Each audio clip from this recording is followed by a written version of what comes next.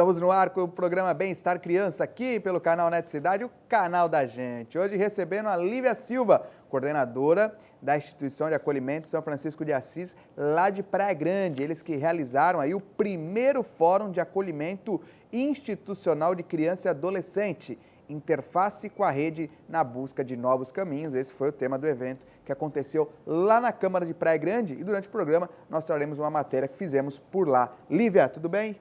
Tudo bem, muito obrigada pelo convite. Bom estar aqui partilhando um pouquinho do que aconteceu no nosso evento, grandioso evento, que buscávamos há tanto tempo poder dar visibilidade ao que a gente tem realizado na instituição.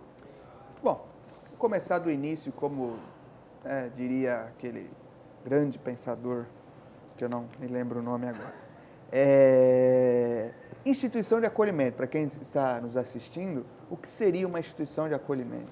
É um abrigo de crianças e adolescentes, né, que são acolhidos por terem seus direitos violados por algum tipo de violência, negligência, violência física, abandono, alguns casos de violência sexual. E, assim, em algum momento o responsável falhou de alguma forma na proteção dessas crianças e adolescentes. Então, em muitos momentos o Conselho Tutelar é acionado e acaba essa criança e adolescente entrando na instituição, né? Em outros casos, seria por mandato de busca e apreensão pela Vara da Infância e Juventude do município. Então vem cá, eu tenho meu filho aqui em casa, não aguento mais ele, entrou para o mundo das drogas, ou é muito rebelde, eu quero dar um susto nele, quero dar um susto. Como é que eu faço? Vou lá no conselho e o conselho põe lá no abrigo, é assim, numa instituição de acolhimento? É mais ou menos isso? A gente pensa que não, né? Tem alguns pais que pensam dessa forma, né? E não é assim. Tanto é que algumas pessoas, às vezes, querem visitar a instituição para mostrar para o filho, para ele valorizar a família, o que é uma instituição. Né? Já aconteceu fatos de a pessoa passar na frente do abrigo com a criança e falar assim, olha, se você não melhorar, é que eu vou te colocar.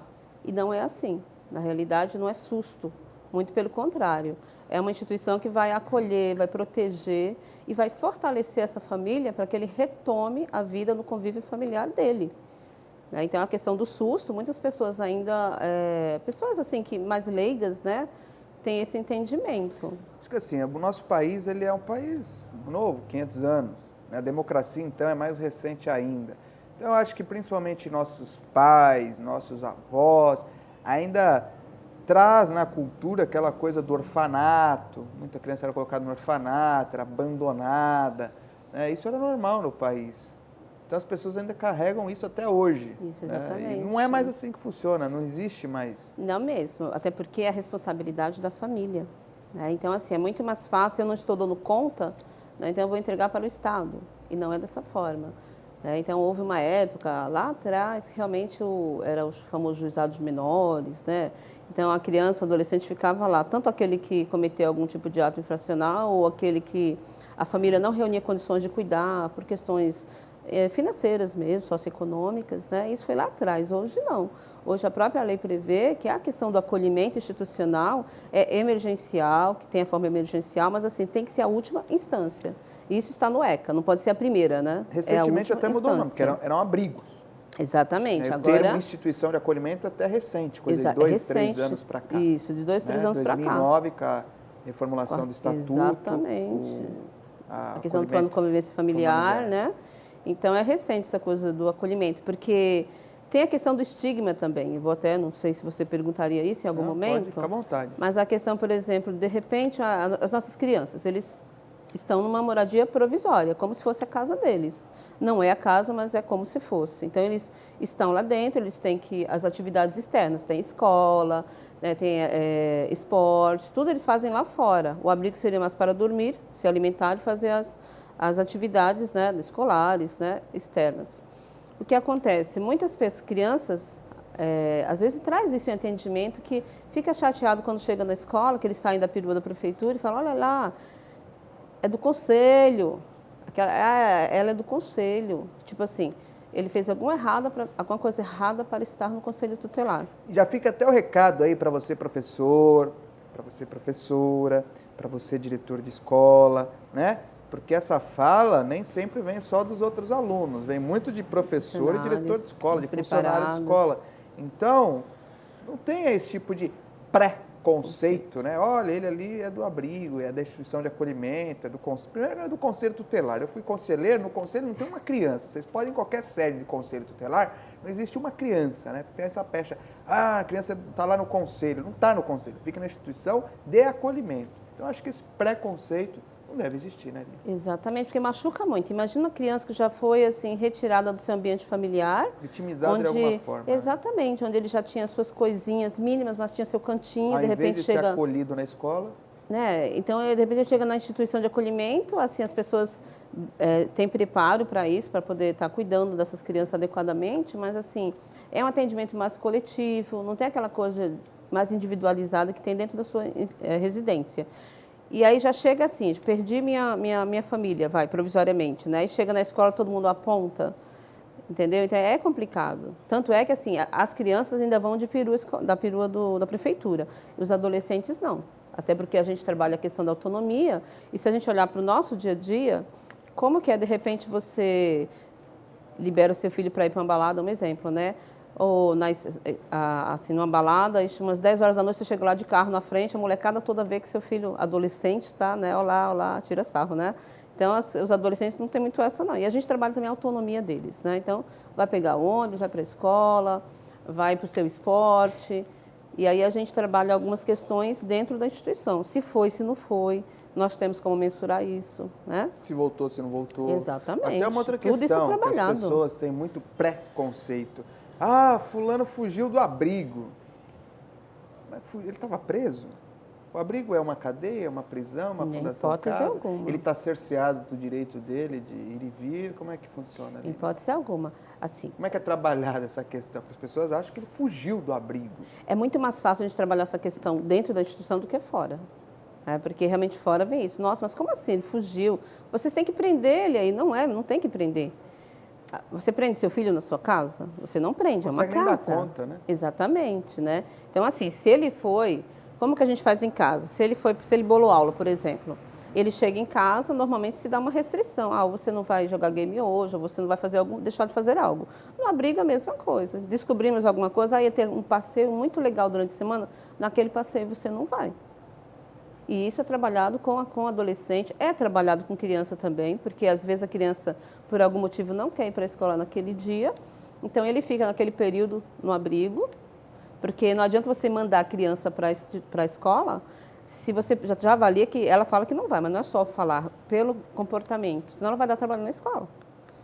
Não é verdade? Não podemos nos livrar do problema, então vamos tentar trabalhar isso, não querer ir para a escola. Só que assim, não vai para a escola, vai ficar naquele período escolar, dentro da instituição, assim, pensando, não vai estar brincando como as outras crianças que não estão em horário de escola. Então, é a questão da educação mesmo, né? Por regras e por limites. Exatamente. E, assim, muitas pessoas ainda acham, a gente fala isso assim, da comunidade como um todo, que o abrigo é como se fosse uma fundação casa. Então, todos que estão lá cometeram alguma coisa errada para estar dentro da instituição, o que não é verdade. Isso já é um estigma que vai colocando, olha lá, é do abrigo, olha lá, abrigado. Por exemplo, mercado de trabalho informal. Às vezes não, a gente estimula que os adolescentes, acima de 16 anos, possam estar distribuindo currículo, né? Então, assim, quando eles falam que é do abrigo, muita gente fecha a porta, achando que cometeu algum tipo de ato infracional.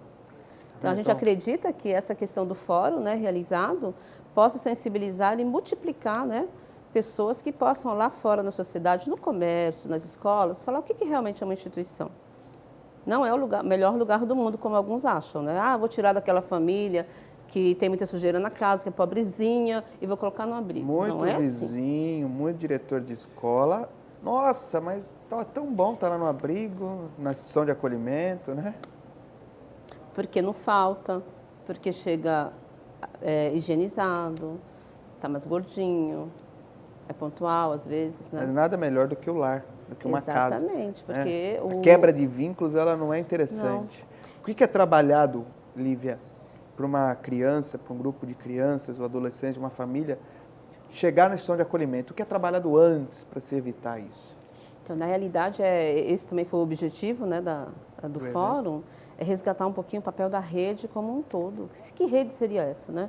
saúde, educação, lazer, esportes, porque onde essa criança está, os profissionais que estão com essa criança vão perceber alguma coisa errada nessa criança. Errada que eu digo assim, de repente aquela criança que dorme direto na escola, ou que está com muitas manchas, não é verdade? Isso acaba chegando ao Conselho Tutelar tomando a devida providência. O que a gente tem orientado nas nossas discussões de rede? Assim, tentar observar um pouquinho como que é essa criança, né? Então, se é na escola municipal, por exemplo, que nós temos aí uma parceria muito efetiva e gratificante que é com as pedagogas comunitárias, a pedagoga vai realizar uma visita nessa casa, né? Vai trazer dados para a escola. De repente, elas acionam o CRAS, que é do território, que também é outro parceiro. Vamos discutir esse caso. O que será que essa família está precisando antes de colocar numa instituição? Porque a gente não pode esquecer que quando está na instituição, antigamente falavam que era muito fácil entrar e sair da instituição, não é bem assim. Porque quando chega na instituição, a gente realiza um estudo psicossocial, os técnicos, né, vão fazer a busca ativa da família, fazer o fortalecimento e empoderamento dessa família. Então, às vezes, existem casos que chegam e não era para estar lá dentro, que a própria rede poderia trabalhar com a criança na sua família. Te dar um exemplo, quebra de vínculo, uma questão de uma criança que tem algum tipo de transtorno mental e a família não consegue entender essa dinâmica, lidar. E aí, de repente, a criança fica agressiva, aquela coisa, todas as vezes tem possibilidade para ir na instituição. Mas será que, se a família bater na porta do CRAS ou bater na porta da saúde mental, da USAFA, será que esses atores aí não podem fazer algo diferente para que essa família consiga lidar com essa dificuldade, se fortaleça diante disso, do que a criança parar numa instituição? Porque imagina uma criança com transtornos mentais assim, sentir-se até meio invadida, né? Assim, tiraram minha família. Como fica o emocional dessa criança? E lembrando que toda criança ou adolescente que entra numa instituição de acolhimento, ela vai sair, não vai ficar lá pro resto da vida. Exatamente. Há pequenos casos. A nova lei diz que no máximo 2 anos, né, Lívia? Então é trabalhado para que ela volte para essa família. Então, se vai voltar, por que vai tirar e quebrar o vínculo? É isso que a gente está colocando. Até porque quanto mais tempo fica, mais fragiliza o vínculo familiar. E como é que é trabalhado quando essa criança está lá, essa retomada? Essa retomada. A partir do momento que a criança entra, né, que ela já tem um entendimento das coisas, é trabalhar isso com o próprio técnico. O próprio técnico que atende a criança seria um psicólogo, assistente social da instituição. Ele vai tentar trabalhar com essa criança o quê? Que ela está entrando naquele momento, mas que vai ter o momento da saída. E que a família dela vai ser atendida, né, que estamos ali todos assim tentando colaborar com essa criança para que ela não sofra tanto. Como posso falar, é um trabalho bem humanizado mesmo, né? Então, assim, temos que tomar muito cuidado até com os profissionais que trabalham nessa instituição, porque as pessoas têm que ser bem humanas e sensíveis. Lívia, nós vamos para um rápido intervalo. Voltaremos com o segundo bloco do Bem-Estar Criança, falando mais sobre instituição de acolhimento, tendo como exemplo a Instituição de Acolhimento São Francisco de Assis, lá de Praia Grande. Hoje nós recebendo a coordenadora Lívia e falaremos ainda muito sobre o primeiro fórum para discutir essa questão de acolhimento familiar que eles realizaram lá em Praia Grande.